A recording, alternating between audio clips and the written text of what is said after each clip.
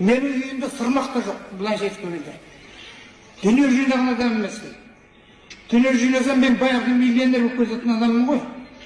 Тек біреуден алсам біреуге берем.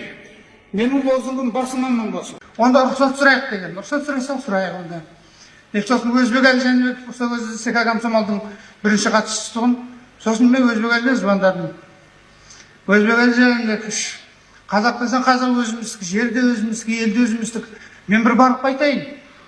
Мына жігіттеріммен деп сөйледім.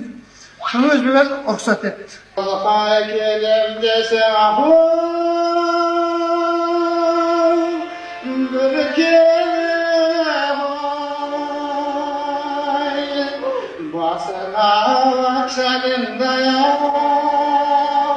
біздің қазақтың гимні қазір не соответствует дедім. Екеуміз оқып жүргенде жаңа менің Қазақстаным сөзін жазған Жұмекен тұғын. Ол менің Қазақстаным әлгі орысшылап айтқанда борьба с хрущевизмом болатын.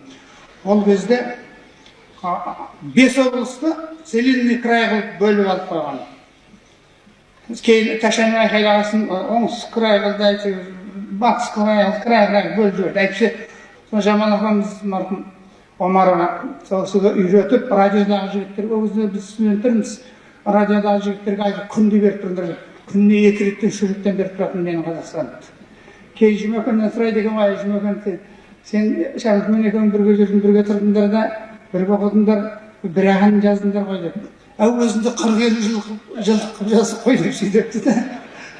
Мұқағали туралы шынында да көп аянышты жағдайлар бар.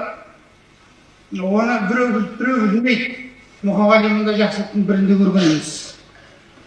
Ол жалғыз ғана Мұқағали емес, ол Мұқағалидың зорларымызда Қасым Аманжолов та Иса Байзақовты ол ешқайсыда жақсылық көрілмей кеткен. Сіздер менің көзімнің тірісінде училищенің атын беріп жатырсыздар, аяқты мектептің атын беріп жатыр. Сонда сіздерге айтпақшымын, мына Жетісайдағы мәдени ағарту училищесіне менің атымды бергендеріңізге үлкен рахмет. Үлкен рахмет. Сондықтан бұл сол жетісайлықтардың алдында сіздерге болыңыз шәкен мықты.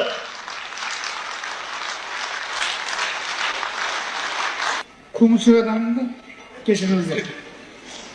Сол жетісайлықтардың ортасында келіп енді құрметті азамат болып тұрмын.